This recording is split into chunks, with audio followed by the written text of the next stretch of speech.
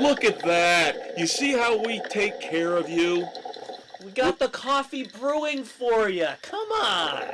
We'll get the eggs and the bacon frying. Get some sausage going for you.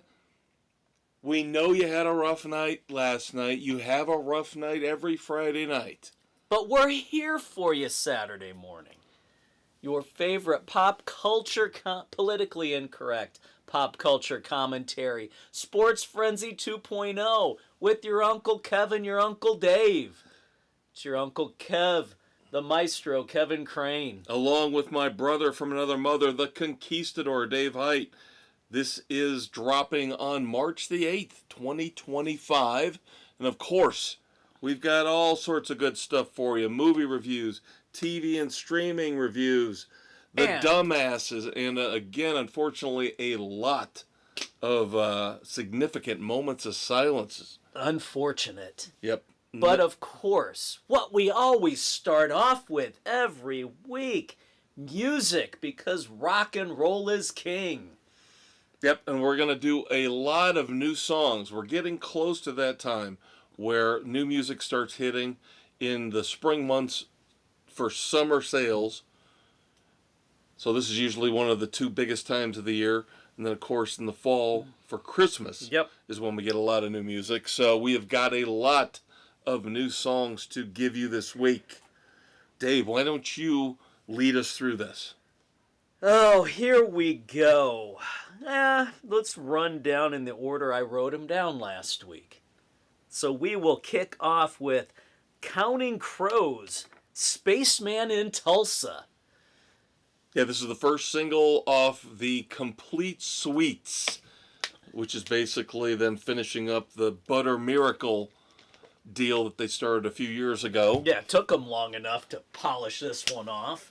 Yeah, that part of this is disappointing to me, is that it's taking this long to put out 9 songs. Yeah, I'm like, come on, seriously. And you already gave us 4, and now, we're going to give you 5 more, and now the whole thing's done. Gee, thanks, guys. Yeah, I would hope for a little bit more of a creative outburst, but I'll take what I can get. Yep. This one's a catchy little ditty. Yes. It's very Fratelli's. Not suitable for work. No, it is not. But, no, I enjoyed it. So. Yep, it's got the typical quirky Counting Crows lyrics leading into their, as always, catchy chorus. Yeah. So. Turning into a motherfucking rock and roll star. Do-do-do-do-do. It's an ear. This is another earworm. We've gotten a lot of those of late. Yes. Yeah, this one definitely, the first time I heard it, I was hooked. It takes, you got to let it go for about a minute. Yeah. Once it kicks in, then you're in. Let them get through the first verse, get to the chorus. Yeah, and you will be hooked.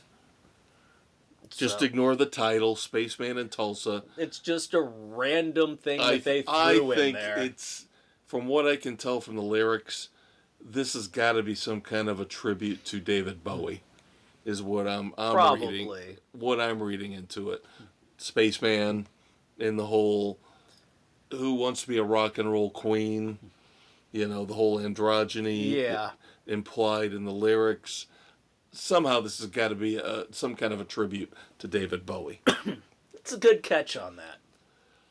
I did enjoy it, though. Like you said, it's very, very earwormish.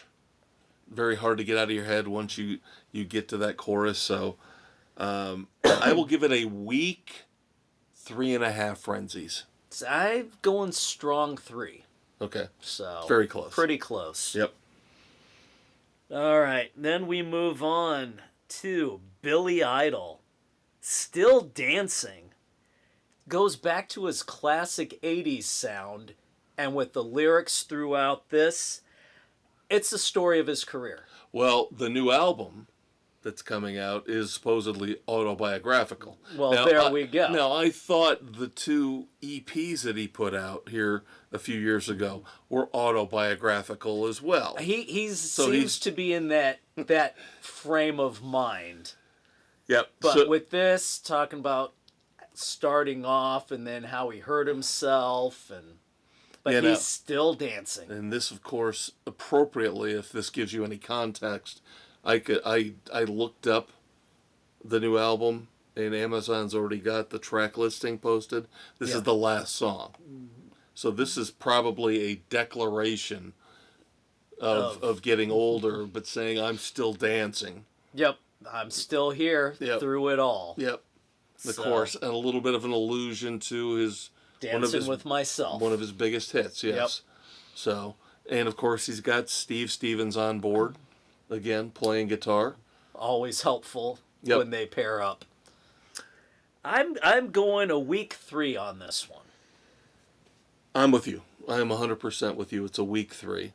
It's a good song. It's good. Not a classic. It's just kind of, there's something that's just missing to put it over. Agree completely. Yeah, but it's still very, very good. And who knows, this might, be his little calling card to get him into the Rock and Roll Hall of Fame. We could only hope. Yep. So that's what, a few months away from what they're... Yeah, I can't wait till they put Fish in. I swear to God, if they put Fish in without having put Iron Maiden in, or Styx, or REO Speedwagon, I'm gonna literally blow a gasket. They probably will, because they're stupid. Yeah. They're sitting there in their little darkened room. What can we do to really piss Kev Dave off? And that would do it. Yeah. All right, moving on next. Song number 3. The Black Moods, I Want Your Love. This is kind of a dance club mix, almost. Well, this is that new sound that we've been talking about with them over the last year or so. Yeah. Now, some of these songs have been a little too far over the edge in terms of the electronic touches and that type of thing. Some, they've been able to mix their older rock and roll sound with those new technological flourishes. Yeah. This one, I think, falls in that category. This one works. Yes. Yeah. I think the last 2 have worked, where the first 2 maybe didn't. The first 2 were like, we're in trouble here, but these last 2 have been good. Yeah, because when I listened to this today for the last time, Spotify led me into Sugar, which was the first one that's, I'm sorry, it's crap. Easily their worst song ever. Sugar is crap. Yeah. But yeah, the last couple songs they put out, including I Want Your Love, have been able to meld this new direction with their old basic rock and roll roots. Yeah.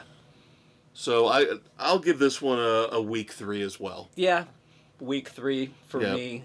Same thing. Yeah. So. Yeah, and I went into this, was looking at these songs. I'm like, I'm going to actually be happy, sunny, bright Kevin. Probably recommend everything. Probably. So. Yep, and then the Cold Stairs. Little More Rope. And I have already cursed you out for this last week. You're the one. You were the one who introduced me to the Cold Stairs, and now I'm obsessed. They're Every good. song, and we'll get to another song here in a minute. Yeah. But I am a sucker for stripped down, basic, guitar-driven blues. Yep. Again, good lyrics, great. It's again no disappointment from them. Yeah. So for me, this one is a strong 3. Week 3.5 for me. Yep. Because I love this stuff. I love this stuff. Yeah. With a little more rope, I could almost hang myself. Oh, good stuff. And then again, do you notice they referenced Zeppelin in this again? Yes. With Nobody's Fault But Mine. Yeah. Yeah. So you can definitely tell where they've got their influence. Yep. So, which then now, Chris Tapp, their lead singer. Yeah, and I'm solo. I'm still trying to figure out what's going on with him in terms of, is he got an album? Or is he just noodling? Yeah. Or...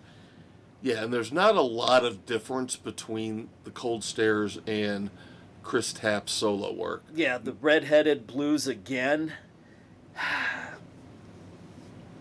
We talked about the band versus the solo. With this solo, there's that piece missing. Yeah, you don't have the drive of the rest of the guys in the band behind him. But I don't know if that might be on purpose here. Could be. It just... Where it's a little bit more stripped down. It felt a little too naked. See, I didn't have a problem with it. That's kind of what I'm looking at that differentiates his solo stuff now from the Cold Stares. So. But you can tell the lyrics, it's him writing these songs. The lyrics are basically the same. Pretty much the same. Yeah. A little bit of a different spin on your traditional blues. But I still like this. Now, not as much... I'll agree with you. Not as much as the Cold Stares. I will say it's a strong 2.5. I'd give it a week 3. I'll give it a week 3. But like I said, look at your Uncle Kev loves everything. He loves everything. He's a happy-go-lucky guy. Now they're 5 solid songs. They are. This week. They're thankfully this is the strongest slate we've had in a long time.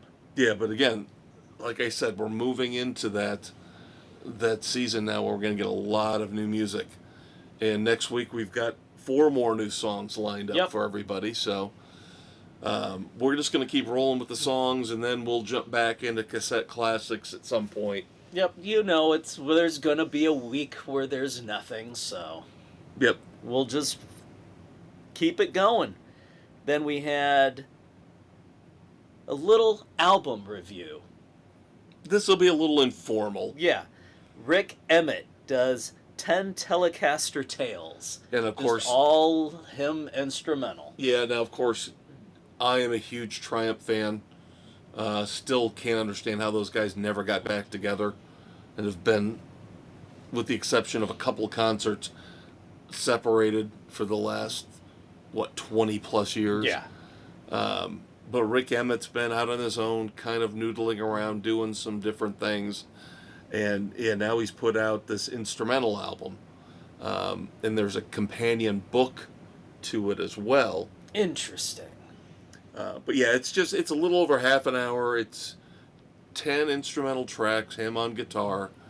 That's why it's casual. Yeah, it's just... it's something to listen to. Yeah, I think it's very good background music. Yeah. Which was great, because at work, listening with my pods in, the one song that does not work listening through your earbuds, Slinky. Really? Because the chords alternate channels, so it's just doom doom doom doom doom doom doom doom doom one side to the other, and it gave me a headache. Oh, wow. After like 30 seconds, I'm like, I can't do this. I had to skip ahead. It was just, okay. The way it was recorded, it was just too much if you have earbuds in. Oh, very interesting. Very, very interesting. So it was just an assault on the eardrums the way that was done. Now, Slinky, the notes I had on Slinky were and completely unrelated, but that's a very interesting observation. Was that the riff in Slinky reminded me of a classic hit from Atlanta Rhythm Section called Spooky. Oh. So if you listen to the two back to back, there's a little bit of a similarity there. I'm not saying he copied it or ripped it off.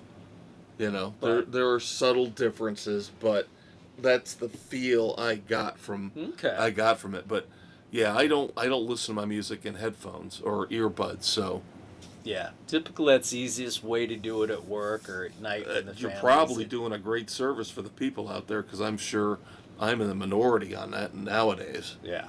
So be careful with that one. Just a word of warning. And again, he can't really do a lot of differentiating. I will say that second track, Funky Scratchin', is probably the one That was that stands out yeah. as the Funky most Scratchin'. different among the other tracks. Yeah, the others kind of blended into each other, but Right. you're right, that one definitely stood Yeah. out on its own. Yep. So no, I enjoyed it as background music. Yeah. I'd have it on. You know. Something. Yeah. Yeah. So, Sunny Happy Kev will give it. I'll give it a week 3. Yeah, Week 3 that's frenzies. right. That's the wheelhouse this week. Yeah. Yeah, but I mean, it's all positivity. Get out and listen to this music, kids. Because, good grief, when was the last time we had a fully positive music segment? I don't know if we have in a long time. It's been a drought. I mean, we've had positive album reviews, but then of course we had some songs that were probably negative Yeah. along with it, so and vice versa. So yeah, it's probably been a while. But Write this day down, kids. yeah, but again, we get to manipulate this a little bit too. We're picking We the are. bands and the performers that we would like. normally gravitate to. You know, it's not like if Celine Dion puts a new song out, we're going to review that. Because we never listened to her in her heyday, so why would we start now? Up my chest, my heart will go on. Get me thinking of Titanic and the 17 different ways fucking Leo DiCaprio could have got on that piece of wood and saved himself. All But right, alas. let's move on to TV and streaming, shall we? Sure, let's. All right. Now, this is usually the part in the podcast, the weekend edition, every Saturday where this is kind of freeform. Dave and I, sometimes we will get together and we'll say, okay, did you finish your show? Yep, I did too, so we'll review it next week. But normally we've got our list of shows, but we kind of watch them at a different pace. The end result yes. will always end up being the same. Yes. But we'll get to it different ways. One of us will binge, one of us will take a slow crawl. Yeah, it happens. Now, I would assume, though, that we're both caught up on Reacher. Oh, well, hell yeah. So we're in through episode 4 of season 3 of Reacher, of course, based on the book Persuader. And episode 4 is where we get the background Yep. of why Reacher is hell-bent on revenge. Very well done. Yes. Bringing it full circle with that tale. Yep. I still think there's something missing from this episode, though. There Or is. this season. This episode was very good. I'm sorry. The whole season, there feels like there's just something, and it's not Neely. I'm glad she's had a very minor part in this. But there's just something about it that's, and I can't put my finger on it yet. We're only 4 episodes in. Maybe it'll materialize in gel in my brain at some point. Yeah. As to why this and is it's just been slightly off. So damn long since I've read the book. Oh, absolutely. Yeah. And by the So- way, I read the other day that Lee Child is talking about the movies with Tom Cruise, which I know you've boycotted, but he's saying that those are not off the table to do with Alan Rickson. Ah. So One Shot and what Never Go Back. Yeah. Those two are They're fair potentially game. they're fair game with everything. Yeah. But of course, Everybody wants one in particular. 61 hours. well, you and I do. So does Nick. Yeah. and Connor. Yep. Yeah. That was the one that got me hooked on the Reacher books. Yeah, that was like he's done a lot of good books, but that one stands out. I honestly wouldn't mind if they did the latest book, Yeah. which I think would translate really well to a series. Yeah, it's set up for that. Yeah. And you could keep the budget down because you've got just until the end when they start jet setting across the country. Yeah. But 2/3 of the book are set within 2 or 3 different settings. Yeah. A couple houses, a cave, Yeah, and a highway, works. and that's about it. It would work. See, now I'm wondering if God, I can't think of the title. It was an earlier one. Where he helps Graber. Garber, his former commander. I was very happy to see Garber. Garber had a lot of too. play in this, who was his mentor. Yeah. And I'm wondering if that might be a piece to set up. Yeah. For when he has to go to bat for Garber and his daughter. I will not, at this point in my life, trust my memory. But was this the first time we have seen Garber in the series here in episode 4? Has he shown up in any episodes or any of the past seasons that I can't remember him showing up? No, he had somebody else in the command with the special investigators who was kind of leading things. Yeah, I don't think it was Garber. I don't think it was, but I would be remiss. I would have to double check. Yeah, but Garber plays a very integral part early on in a lot of the Reacher books. This is before the special investigators gets going. Right. Yep. So again, so far very good. Again, I've already made my complaints about the awful, terrible accent. It's not that though. She's just wooden. No, it's just she's overacting is what she's doing. And of course, I've seen the previews. I already know they're going to get it on. Yeah. So that seems a little bit redundant to me. Okay. Does Reacher have to bang every chick in every show? The books he doesn't. Not in every one. No. And we've talked about this in the books. This is part of the reason why you cannot buy into the Tom Cruise books. Not only is Reacher big, but he's not necessarily attractive. No. In the books. No. He has an animal magnetism. Yeah. But he's not... Rickson's almost too good looking in terms of comparing him to what Reacher comes off as in the books. He's not a handsome guy. He's not ugly. Right. But he's just your average He's huge. Joe. He's a rough guy. Yeah. And that has the animal magnetism thing going for some of these women. And plus, there's no pretense. He is what he is.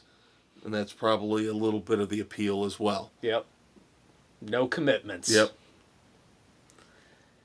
All right. Tracker. Are you caught up? Caught up on Tracker. Okay, so am I. So we're through 11 episodes now on Tracker. The latest one got him into the criminal underworld. Yep, little mob connections going on there. Yep.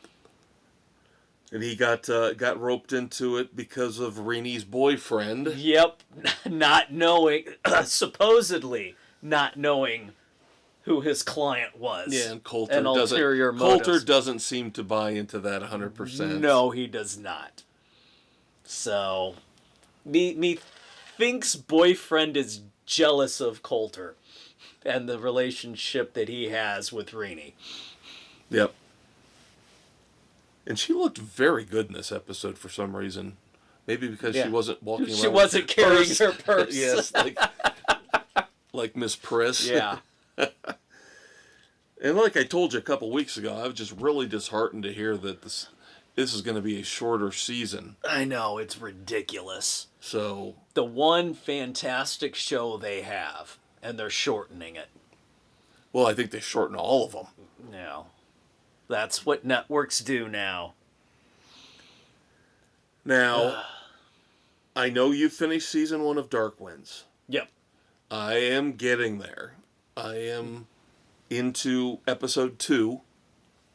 I will knock it out. I've got momentum going now. Okay. Once we discuss, when we get to the Oscars in our movie reviews of the week, I will explain why my viewing this weekend got all messed up.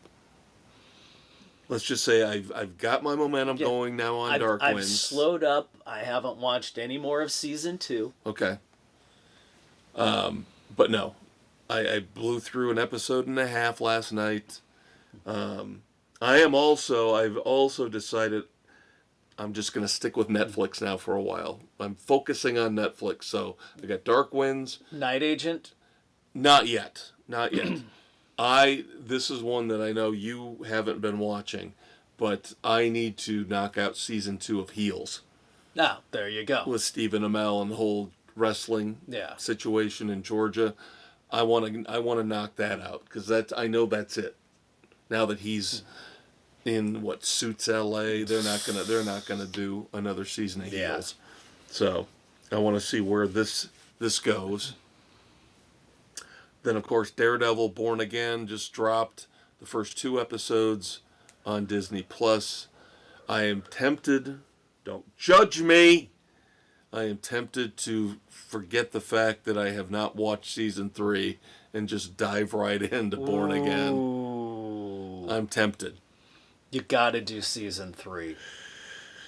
I'm thinking about it. You need I'm thinking about it. You need to. Okay. I will take that under advisement. And then, of course, I have also been watching The White Lotus on HBO Max. I'm caught up. White Lotus is the series, I think, when Mrs. C has her back surgery and we're both going to be off for a while.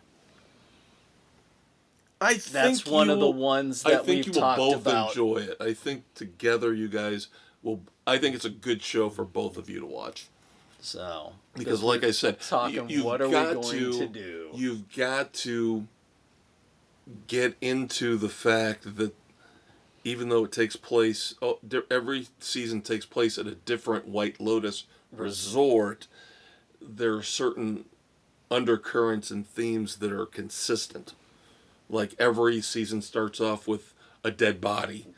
And how do you get there? You jump back in time and everybody starts arriving and then you see how things unfold. Yeah. And you get a lot of despicable people. A lot of despicable people in every episode. So season 3, episode 3. This isn't a plot spoiler. This is just kind of a goofy tangent that happened in episode 3. But okay, so season 3 happens in Thailand. Episode 3 are the great Walton Goggins. We love Walton Goggins.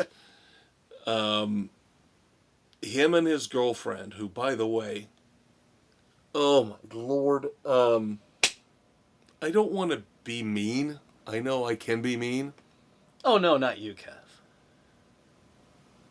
His girlfriend in this, unbelievable body.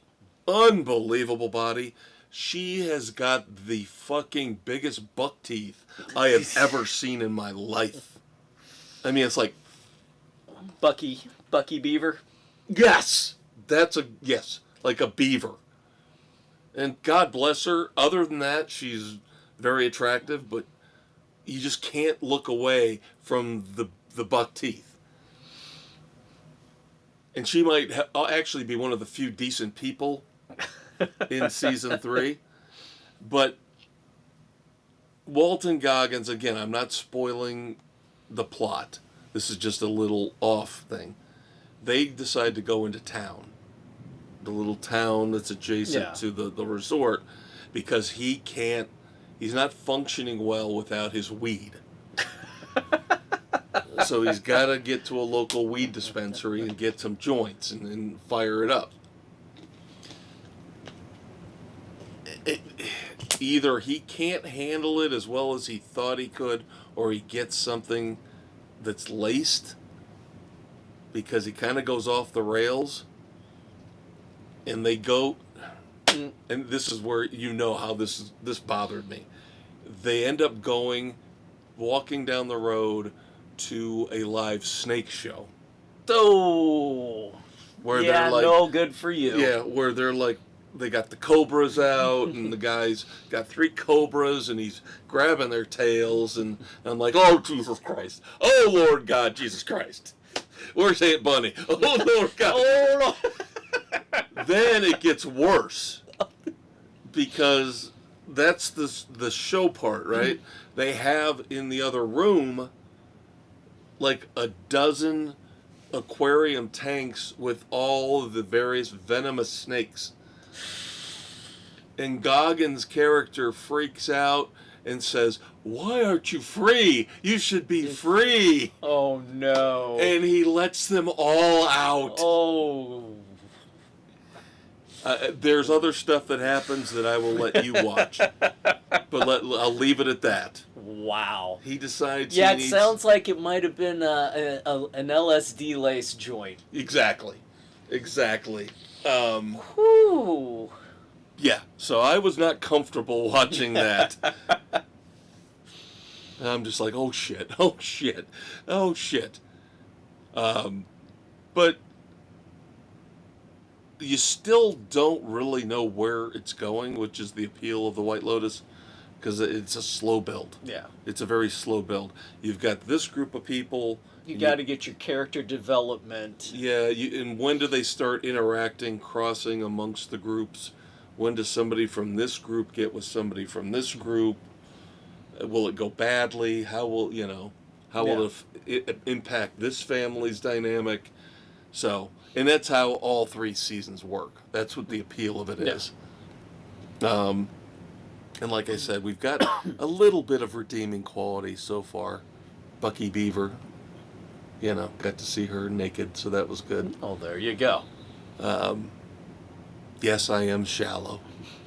Because again, we mentioned this on the sports show. I'm going to make sure the minute we're done recording to fire up True Detective Season 1 and watch Alexandra Daddario. I'll just block Woody Harrelson out. Landman, anything yet? Any progress? No. Okay. It's been a rough go. I don't know. You may just have to bite the bullet and give yours, and then I'll play catch up. Well, I don't know when it will be. I'm not done with Dark Winds yet, so let's see how that goes. Your Landman is my Dark Winds. There you go. But I have a feeling You'll probably be ahead of me. Yeah. Yeah. I'm watching with another, so. Yeah. Did we have anything else? Was that it for our shows? I think that's it. Now I do have my recap of last Saturday night's Elimination Chamber, WWE, which, by the way, because you always are going to get the WWE recaps here on Spotify, Good Pods, Pocket Cast, Apple, Overcast, Castbox, Amazon, Audible, and iHeart Sports Frenzy, baby. And I knew there was something else I needed to tell you about. We'll tell the kids about it. They announced SmackDown coming to Grand Rapids. Tickets are still way too expensive. I mean, we're talking nosebleed seats, $90. Oh, good Lord! After fees and everything. No, that's just no. Yeah. No, they're getting a little, but they're selling out. I'm telling you, people buy them. All right, Elimination Chamber. First up, let's tell you who won. The men's and the women's. Now, the women was Bianca Belair. Whatever. The men, I did not like the way they put John Cena in this.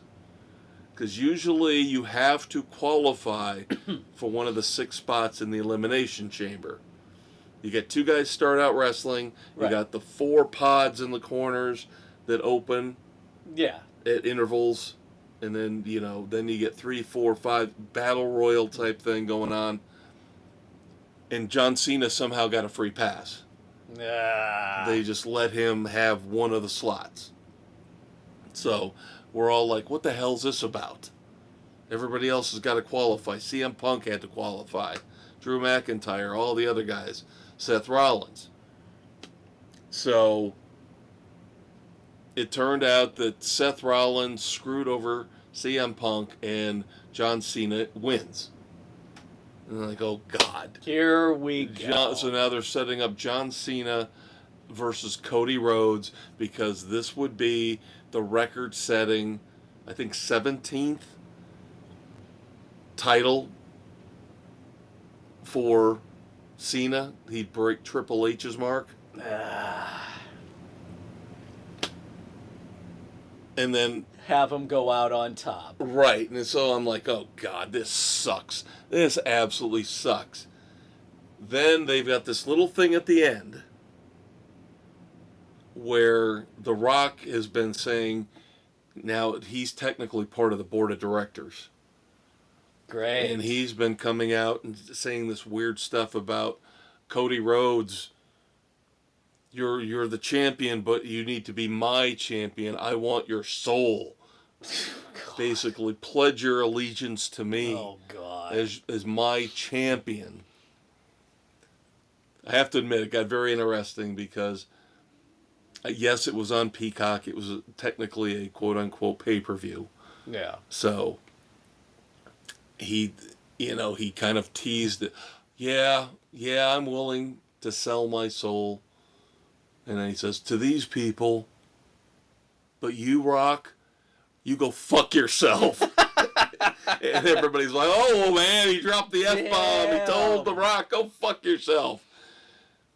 But then Cena turns heel and starts beating up Cody Rhodes, jumps him from behind. He was just sitting off in the corner. Wow. Watching this whole thing. Cena makes the heel turn, which nobody saw coming. So Cena's the one that sold his soul to The Rock. And you go, okay, that makes sense now because you can't have two faces fighting. There's no juice there. There's no heat. Yeah. Now Cena has made the ultimate heel turn in his last year. A la Hogan. Yeah, exactly. When Hogan started the NWO. So we've got that. So I enjoyed that. The only other thing to report is, God, politics leaks into everything, and I hate it. Yeah, I know. Pat McAfee was trying to do his stupid Pat McAfee thing. And when the Canadians, because this happened up in Toronto, when the Canadians booed the national anthem, the Star Spangled Banner, he got on the microphone talking to Michael Cole, his partner, and he said, "This country sucks. How dare they boo the Star Spangled Banner?" I'm paraphrasing, but that's basically what he said. And of course, Monday, Keith Olbermann's got to get out there and go, ESPN should be ashamed to have him. They should fire him immediately. My question is, why don't you show some fucking patriotism, Olbermann? Yeah, you're What a is it with piece you of and shit. your Democratic fucktard buddies who hate this country so much? If you hate it so much, leave it. Leave it. I'm so tired of these fucking idiots who, I hate this country. If you hate it, leave it. Yeah, but we like it, so don't change it. Don't change it for what you want it to be. It's what it is, and if you don't like it, take a hike. Don't let the flag hit you in the ass on the way out. Okay, so that's it with the wrestling. I was a little concerned, and I expressed this to you earlier, off mic, that I've seen things that make me worry that Peacock, who of course had the Elimination Chamber, is not going to have Reels and On Patrol Live anymore after the end of March. I have not gotten confirmation. Negotiating tactics in play. That's what I'm thinking. But the good news is, and this was announced probably a couple months ago, and I'm behind, so you probably know this already, but as a public service, On Patrol Live has been renewed for Season 4. Yep. 90 more episodes carrying all the way through to January of 2026. Woohoo! Hopefully on Peacock. For the love of God, please. Because some of us don't have Reels. So we need Peacock to continue the partnership. You need the supplemental. Yes. And like I said, I'm a couple months behind, so you probably have forgotten. I think I'm right now in early January. Oh my. Yeah. Yeah, this last weekend there was a doozy of a wreck. I don't know. The last one I watched, which was hysterical, was when there was a car parked in a library parking lot.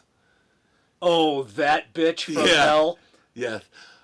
And she's calling the security guard a crackhead. Yeah, this crackhead, that's a security guard. Well, I didn't know that.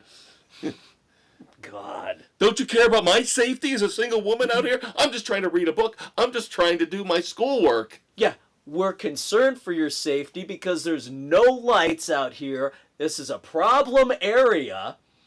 You're alone. That's why we are here. What was it Dan Abrams said? Idiot. He said, he made a comment about, oh, Karen, we barely knew you. Yeah. But yeah, that's where I am. Wow. Yeah. That's been a while back. Yep. So glad it's been renewed. Hopefully this whole scare with Peacock and Reels gets resolved. Yeah. Little bit of movie news. And we don't have any books this week. No books. I've been playing Outer Worlds. It's been officially announced that we will get a sequel to The Beekeeper. Yes, Beekeeper 2. Yep, and they are going to start filming that this fall.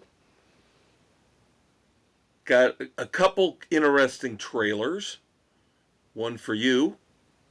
Well, basically you'll enjoy both, but the trailer for the final season of Bosch Legacy. I have not seen the trailer yet. Yes, third and final season. The trailer is out now. And then I saw a trailer for a very interesting movie coming April the 25th on Netflix. It is called Havoc. And it stars Tom Hardy, Forrest Whitaker, and Timothy Olyphant. Damn. And it just looks like a knockdown, drag-out action flick. Perfect. So that, again, April the 25th. We'll be in on that one. Yep, we'll definitely be reviewing that. All right, so now we move on to the Oscars and the Razzies. And then my tale of Sunday Night Woe. And my movie review. Which ties into the Oscars. Yes, it does. All right, so let's start off with the worst of the worst. Let's start off with the Razzies. So the Razzies, worst picture goes to Madam Web. Now, I'm not happy about all the insults they're hurling and the hate they're hurling at Unfrosted. I thought Unfrosted was cute. I thought it was a fun movie. Yet Jerry Seinfeld wins for Worst Actor. Amy Schumer, well, that's understandable, winning for Worst Supporting Actress. I can't stand her. Ugh. And I'm not even talking about her fucktard dad. And John Voight, this reeks of politics. That John Voight gets Worst Supporting Actor for not one, not two, but 3 different movies, including Reagan. Yeah, come on.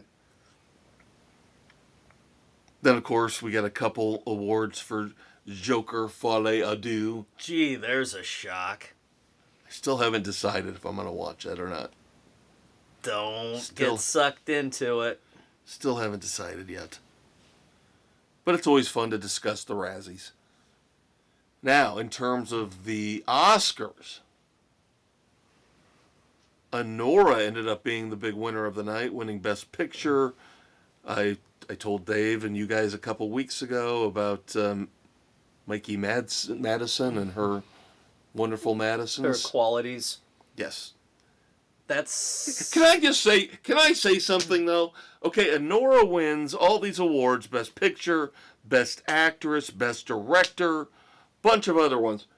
And it's about a sex worker. Yeah.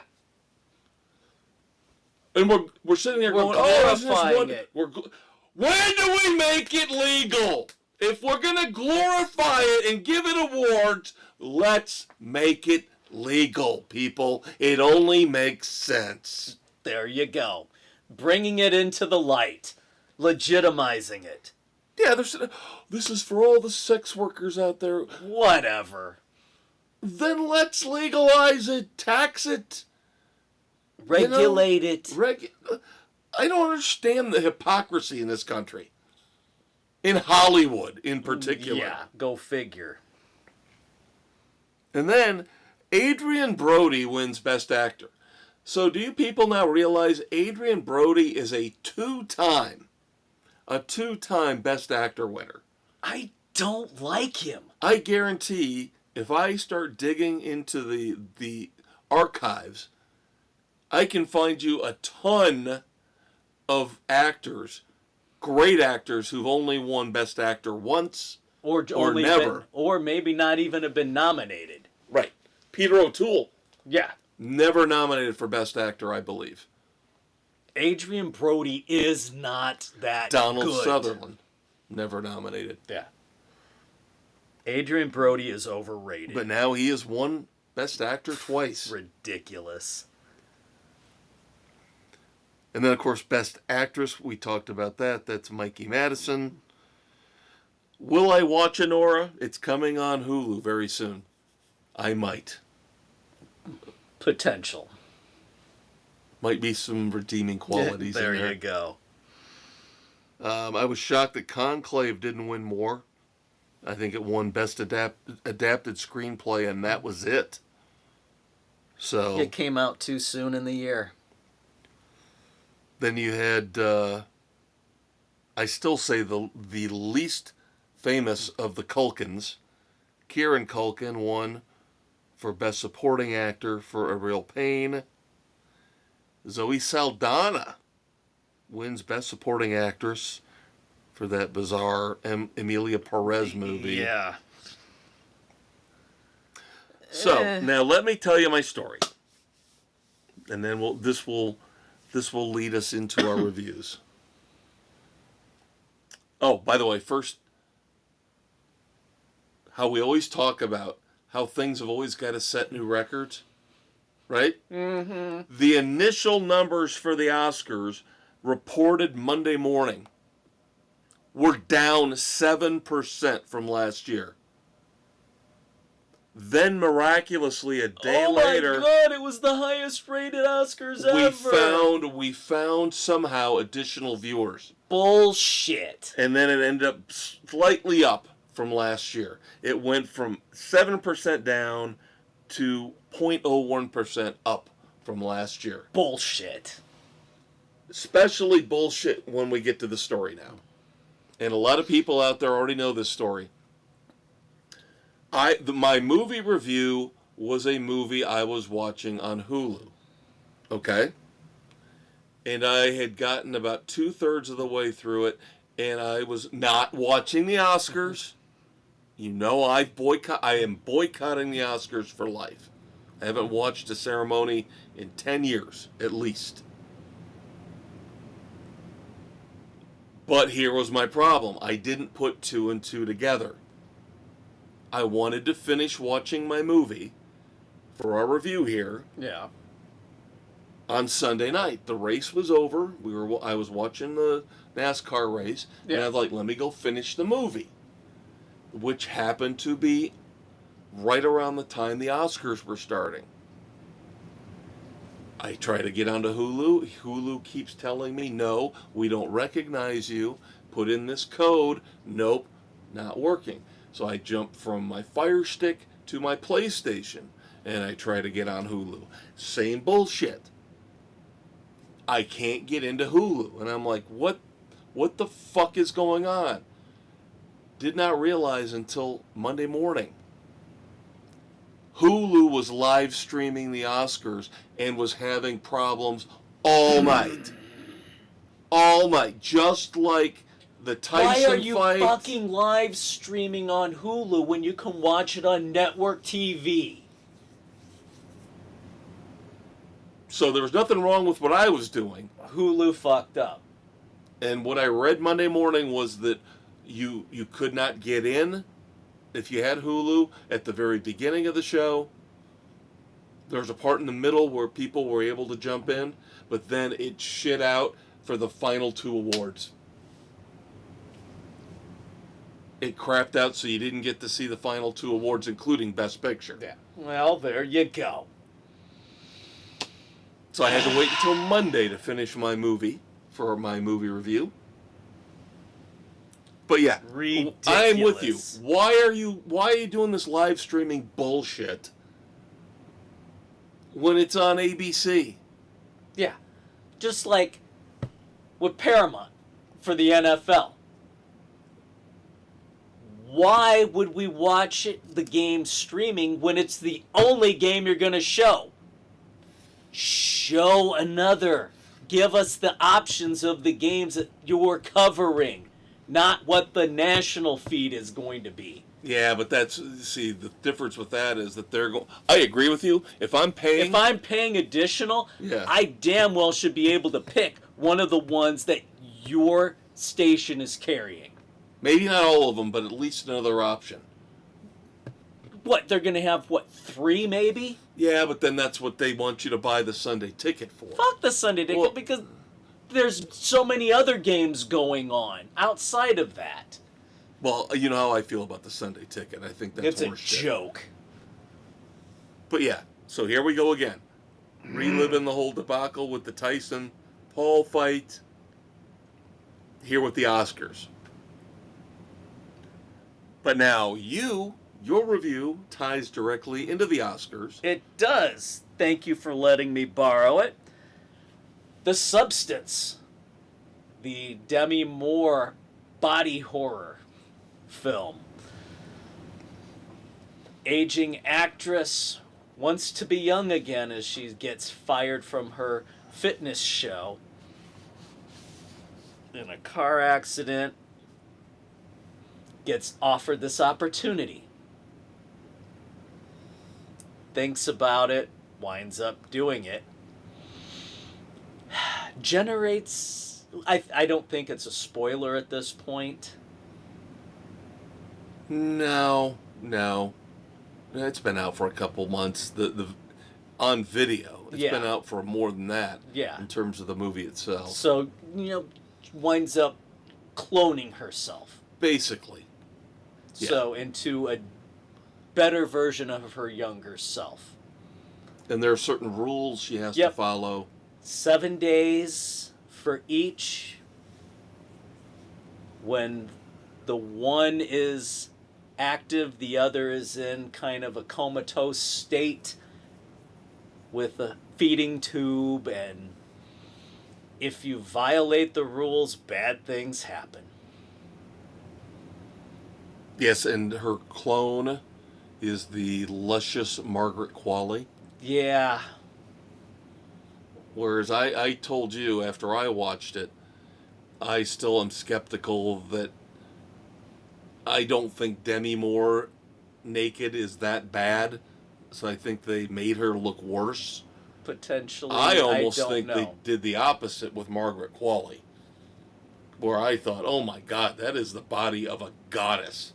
And I don't necessarily think that Margaret Qualley's got that body. Yeah, I don't know. But whatever they the do reason, amazing things there with was technology, a lot of naked. Yeah, a lot. So, 2 hours and 20 minutes.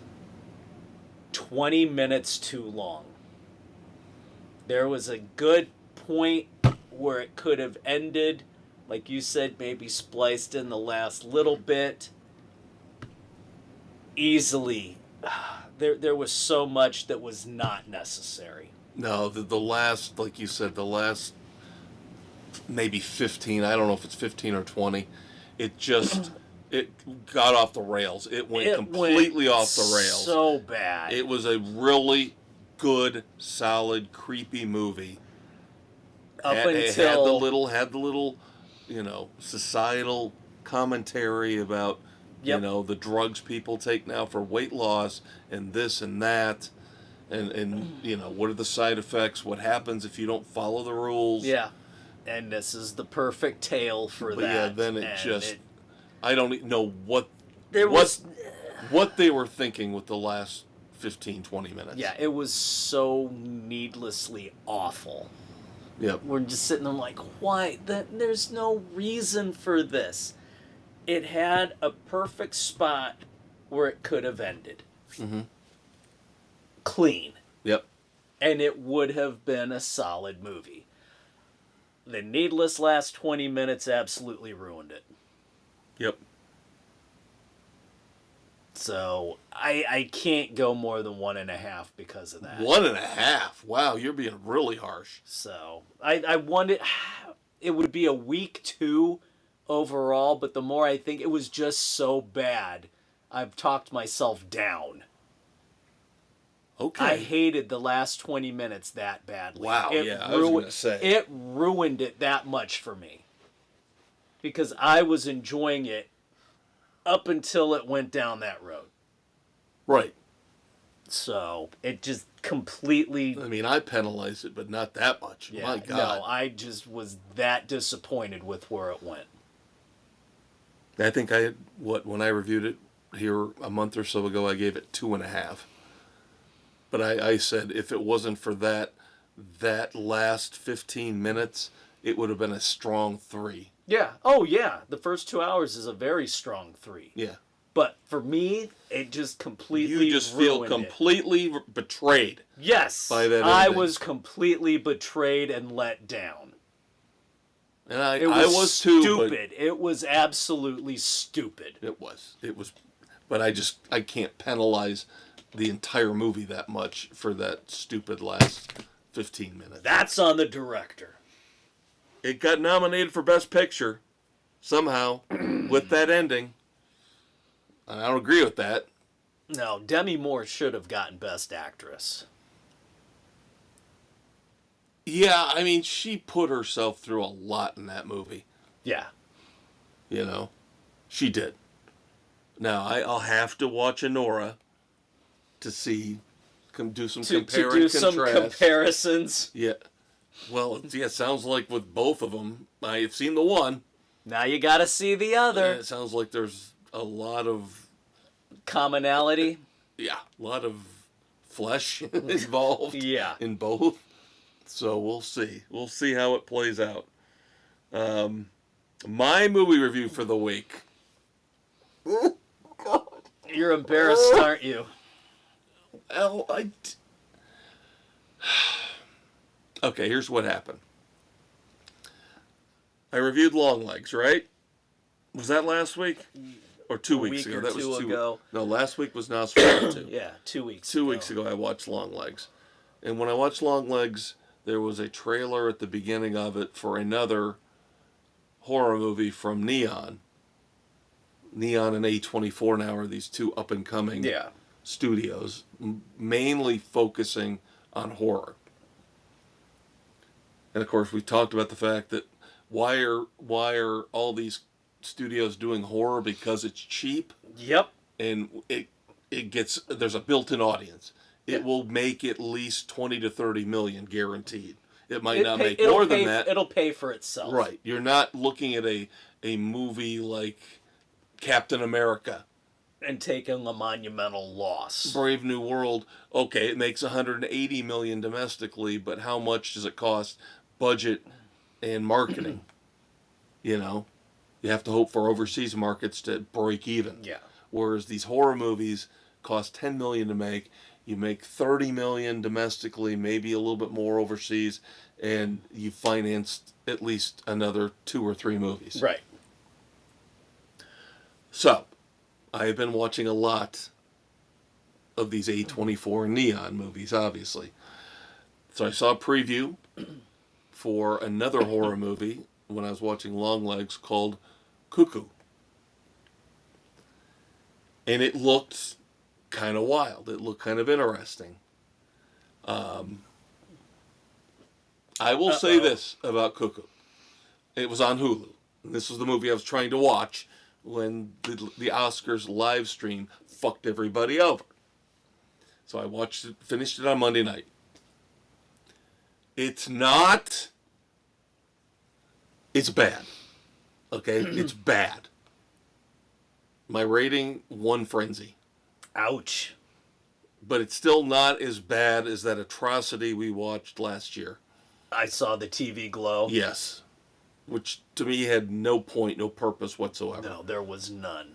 At least this was inventively insane in that It was Cuckoo? There's something involving the actual bird, the cuckoo, that's got something to do with this whole story. That's why it's called Cuckoo. I don't know what. You've got this remote resort in Germany. So it wasn't a possessed evil cuckoo clock?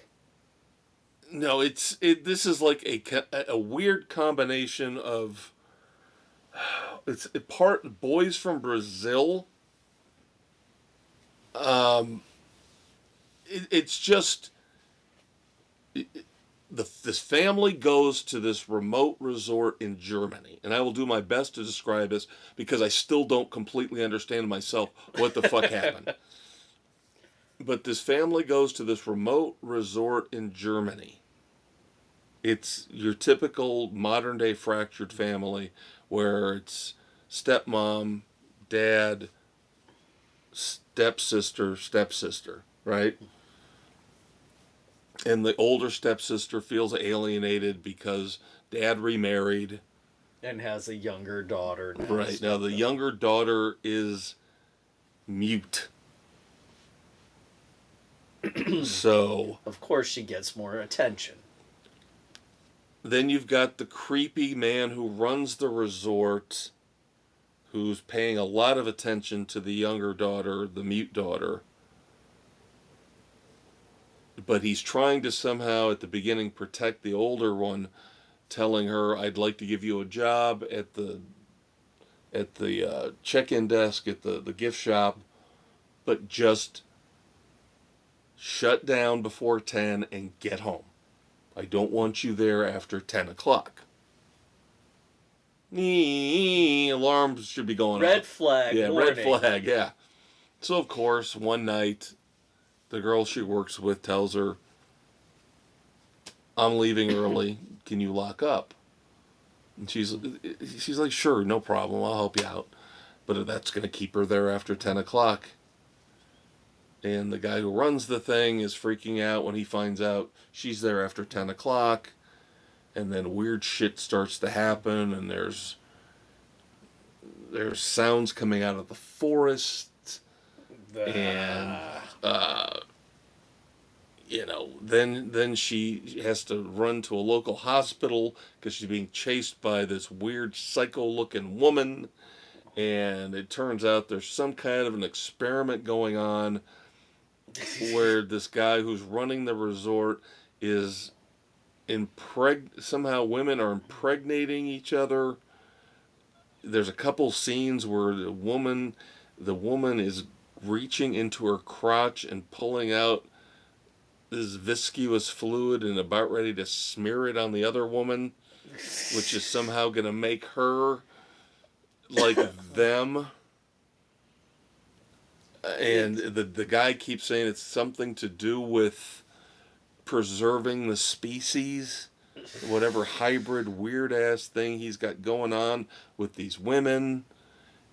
And it turns out that the mute girl is one of them because she was conceived when the parents were there earlier. And then there's an inappropriate lesbian love affair between the older daughter, who's still a teenager, and some woman who... It's just, this is what I was dealing with. Good Lord. It sounds like something I would have bailed on after a half hour. I'm probably making it sound a little bit worse than it really was, even though it was very bad. There was enough to keep you there's a great gunfight at the end. Because somehow this cop gets involved because he has a connection. Like his wife was one of these women that was experimented on, and so he's come back to solve the mystery, and he's trying to protect the girl, and so he's having a gunfight with the resort owner. So there's a little bit of action at least in there, which is why I'll give it a 1. Is at least there's some action and some things to keep you interested and involved. Wow. But yeah, it's weird. It is honestly gotta be one of the weirdest movies I've ever watched in my life. And we've seen some doozies. And it's not just dull weird, like I saw the TV Glow. This is crazy action, gunfights, again, the women smearing their vaginal fluids on each other. And I'm like, this is just way, way beyond my pay grade. Well, there you go, kids. So yeah, unfortunately, one frenzy for Cuckoo, which is currently on Hulu, which you can now get a hold of and watch because the Oscars aren't live streaming anymore. All right. There we go. All right. Moments of silence. And of course, we've got a mystery here, a doozy of a death locked and wrapped in a mystery. Yeah. Gene Hackman and his wife found dead in their New Mexico home, having been dead for a little while. Police found them on a welfare check. Yeah, they have his pacemaker record. Yeah. Which I believe says at least 9 days. Yeah, it could be a little longer for his wife because she was mummifying already. Yeah. Which is really scary. And you've got one dog who was dead, but the other two others were okay. Running around. Yeah. It's just a bizarre And then they situation. say they checked for carbon monoxide and it came back clean. Yeah. So who knows what really happened. But in terms of legacy, one of the greatest actors of all time. Absolutely. I don't think I can overstate that. French Connection, Unforgiven, Hoosiers, just to name a couple. He's been in so many good movies. Yep. So good in everything he did. Yeah, I remember when I watched The Conversation and then seeing the link between that one and decades later when he did Enemy of the State.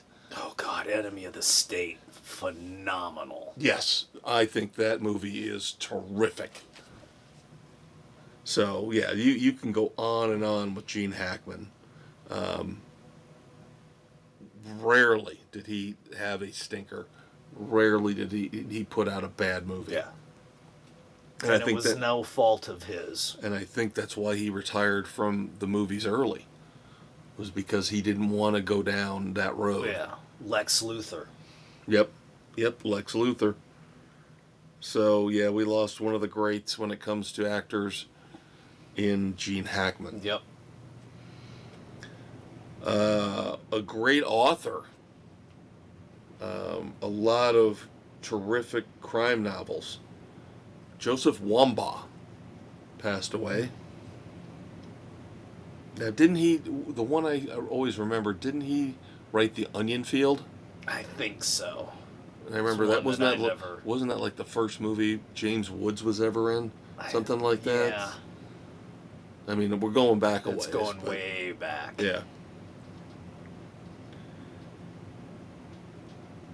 Then we've got a lot in terms of music. David Johansen, of course, frontman for the New York Dolls, and Buster Poindexter. Yep. His alter ego. Hot, hot, hot. Yep.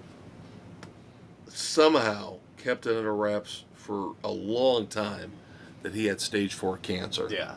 So thoughts and prayers to his family and friends. This is the last of the New York Dolls. Yeah. Yep.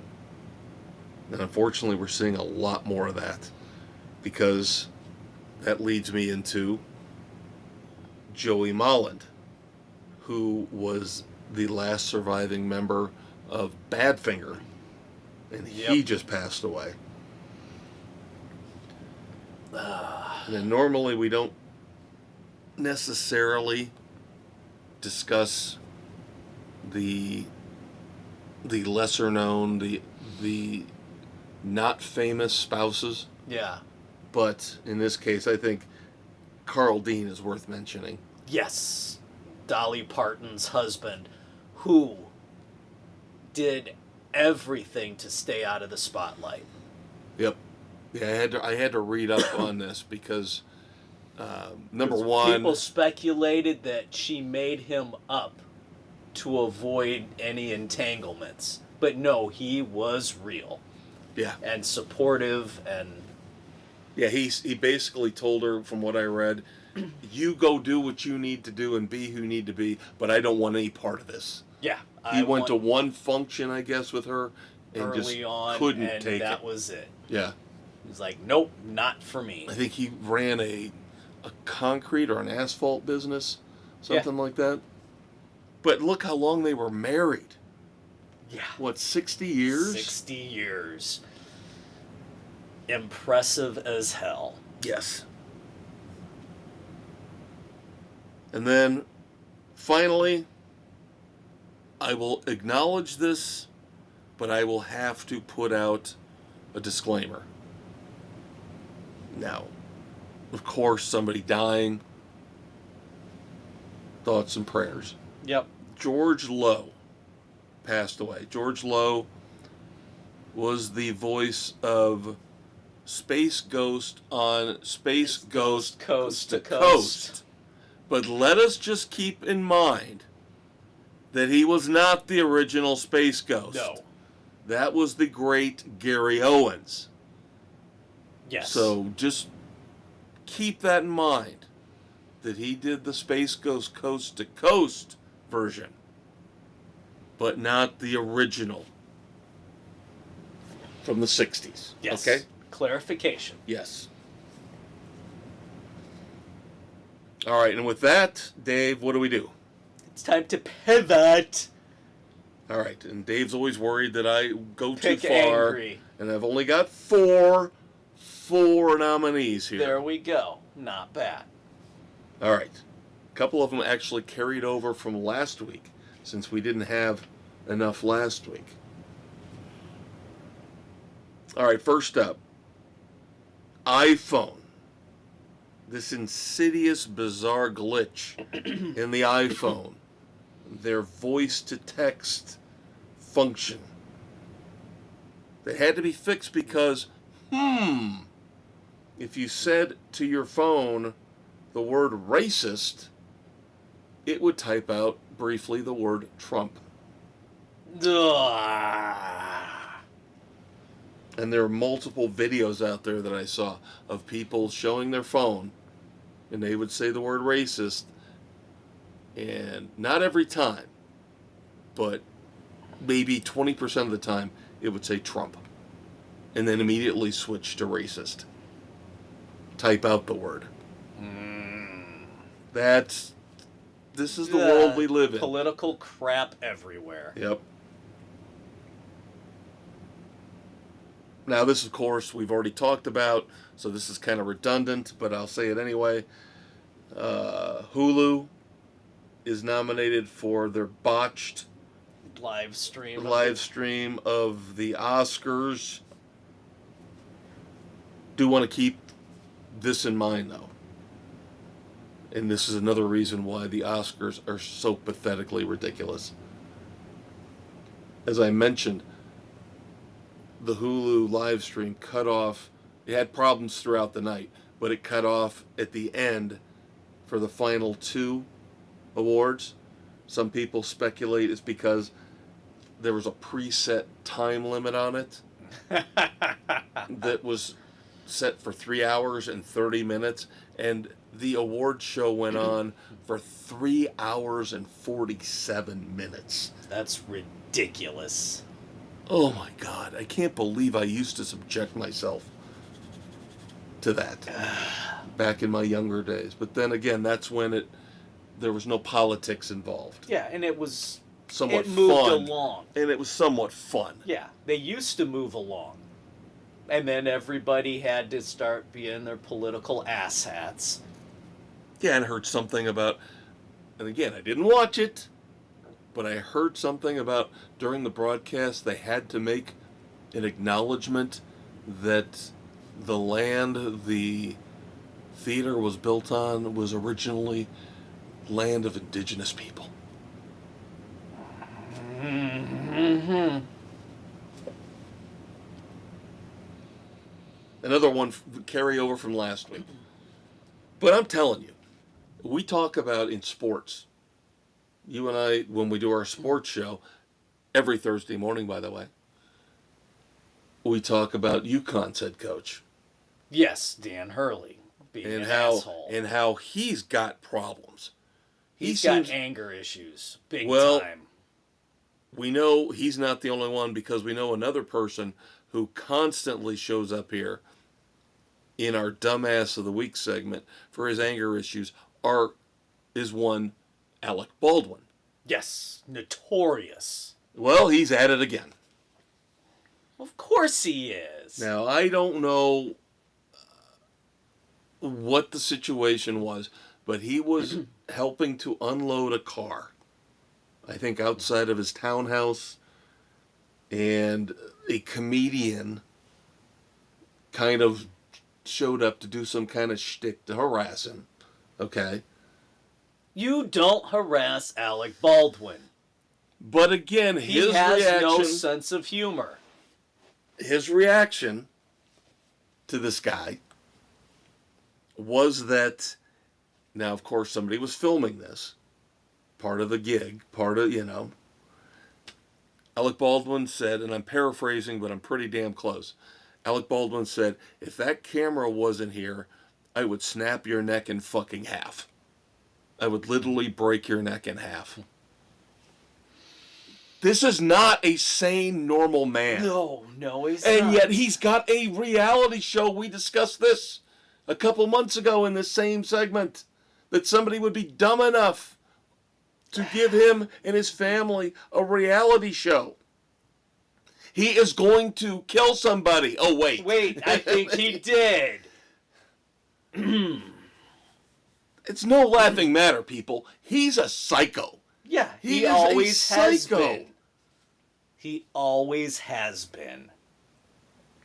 And this is just his latest example. And another, to wrap things up here, another celebrity who I can't stand because of anger issues. Now, I'm putting out a challenge, and I might have done this before. And if I have, so be it. I'm making a Thunderdome challenge. Me and Billie Joe Armstrong of Green Day. I want him in Thunderdome. 2 men enter, 1 man leaves. Or should I say a man and a pipsqueak enter, 1 man leaves. I want to pummel him into a bloody pulp. Because I'm sick of his bullshit. I want my money back. Yeah. Starting with that bullshit. When we overpaid to see them in concert. Second most we've ever paid for concert tickets, next to The Who. And all he did was spout off about politics. Well, he's still spouting off. His latest little rant, of course, because he's such a pussy, he can't do it in the U.S. now. He's got to go over to Australia and start. What do the Australian people care about American politics, number one? Nothing. But he's got to go off about Trump and Musk, and then he basically changes the lyrics of one of their songs to imply that J.D. Vance is retarded. So again, I'm issuing the formal challenge right now. The Maestro versus Billie Joe, Thunderdome. And not just that, how about 4 crappy songs on this last album? And as I mentioned on the sports edition, I'm back to doing my research. Now, Alec Baldwin we've done before. So if you guys want to look up his education history, I've addressed this before. He does not have a background in political science or anything outside of drama school. Yeah. Billie Joe Armstrong is worse. Billie Joe Armstrong doesn't even have a high school degree. And there you go. He's a rebel. He's a punk. He's a douche. And I can't believe, I'm sorry, I can't believe the man has children. It's pathetic that he gets to raise children. Yeah, that's frightening, isn't it? All Which right. one? Baldwin or Billie Joe? Here you go. Yeah, Baldwin, Alec Baldwin, Billie Joe Armstrong, Hulu, or the iPhone voice-to-text feature. God. There's your 4 nominees. Who you taking? Hulu, because they should have known after the Netflix boxing disaster. And you know what I've come to the realization? That they're playing with us. Netflix did it. Hulu did it. They don't beta test. I'm firmly convinced they don't beta test. They just go, well, we can't replicate the audience, so we're just going to have to put it out there, and then we'll fix it for the next time. Bullshit. And do you think anybody got any kind of money back from Hulu? Of course not. For their service basically being out for an entire night? No. Yeah, it's... I didn't get an email apologizing At least for the with fact. Netflix, it was only for that piece. We were able to get into something else. Right. You could watch a movie. Yeah, you could watch a movie on Netflix. It was just their streaming of the fight. Hulu fucked up so bad it shut the entire blocked service me from down. actually getting in to watch something else. That is really bad. Well, I don't have a choice. I've already thrown the challenge out, so I've got to pick Billie Joe? I've got to pick Billie Joe. There you go. Yeah. You name the time, you name the place where we're putting the Thunderdome down. 2 men enter. 1 man leaves. You punk-ass, posing jerk. I'm tired of you. Now keep in mind, I would never make this challenge for, like, Dave Bautista. Well, duh. Because I'd get snapped in half in 5 seconds. Professional wrestler. Even, Hello. Yeah. Even though he's another liberal douchebag. But, all right, that's going to do it. The weekend edition is over. Done. Fini. And we'll do it all again in 7 days. We'll be reviewing Heretic next week. We got a bunch of new songs to review. We'll, of course, keep you up on all those shows, the TV shows that we are currently watching. Yep, and whatever news pops. Yep.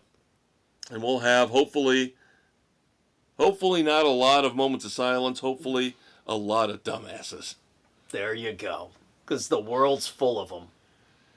Everybody knows that the world is full of stupid people. So meet me at the Mission at midnight.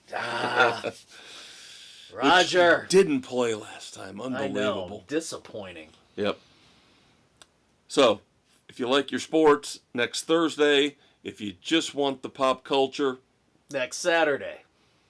7 days from now, kids, we will do it all over again. That's your Uncle Dave. That's your Uncle Kev. Say goodnight to the kids, Dave. Good night to the kids, Dave.